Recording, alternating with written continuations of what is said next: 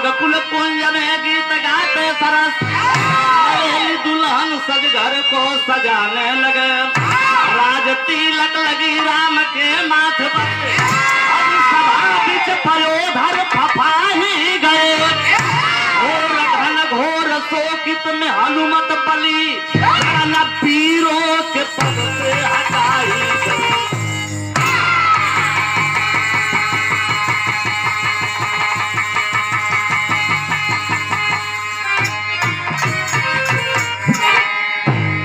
अरे बाबू, मर्यादा पुरुषोत्तम श्री रामचंद्र जी लंका से विजय प्राप्त करके आ गए अयोध्या में।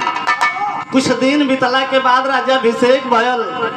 एक दिन सभा बिटोर के दोनों भाई अपनी अपनी वीरता का बखान करे लगलन। हनुमान जी वही सभा में बैठल बड़ा, उनको एक बेर नाव नहीं खेवत कि मनो लंका की लड़ाई में हनुमानो जी कुछ कैलो। हनुमान जी के बतिया नीक ना लागे, बैठल बड़ा टुकुर टुकुर ताकत। हे भाई ले बुझात लंका में हम बेकारे रहने।